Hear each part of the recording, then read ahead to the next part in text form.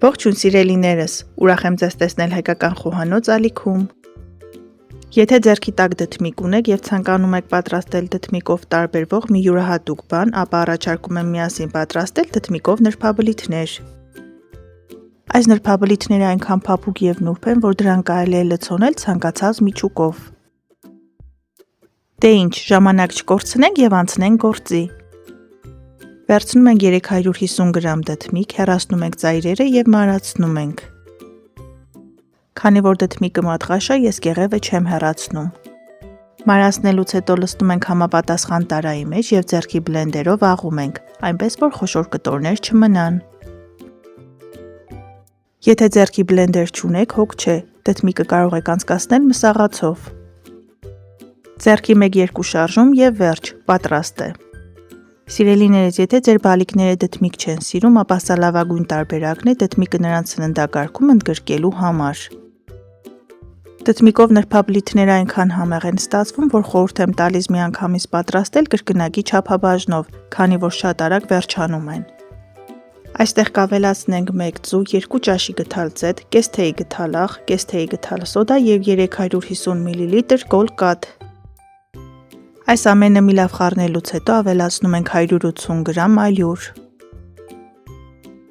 Բարեկամներ, այս բաղադրատոմսով ստացվում է 10-ից 12 հատ նրբաբլիթներ։ Դդմիկով առանց ալյուրի կոտլետների 2 հրաշալի բաղադրատոմս կթողնեմ նկարագրությունների բաժնում, կարող եք անցնել հղումով եւ դիտել տեսանյութը։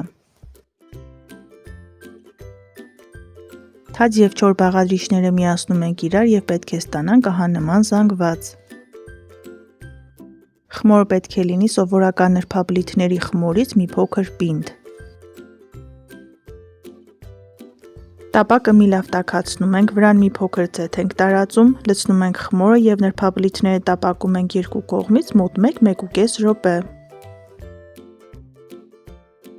Ամեն անգամ խմոր լցնելուց առաջ անհրաժեշտություն չկա տապակը ձեթապատել, դա անում ենք ընդամենը 1 անգամ։ Այսպես մեկը մյուսի հետևից տապակում ենք բոլոր նրբաբլիթները։ Դդմիկով նրբաբլիթներ կարող եք պատրաստել նախաճաշին, հիանալի տարբերակ է։ Նրբաբլիթները կարող եք լցոնել պանրով, քամած մածունով, կաթնաշոռով, բանջարեղենով, այնպես ինչպես կթելադրի ձեր երևակայությունը։ Ես այն կմատուցեմ թթվասերով պատրաստված թանձրուկով։ Թանձրուկի համար մեզ անհրաժեշտ է 2 լիք ճաշի գթալ թթվասեր, 2 ատամիկ սխտոր, մի փոքր սև պղպեղ եւ մարացրած կանաչի։ Այս ամենը մի լավ խառնելուց հետո մատուցում ենք։ Նուրբ անչափ փափուկ տարբերվող նրբաբլիթներ, որոնք անտարբեր չեն թողնի ոչ մեկին։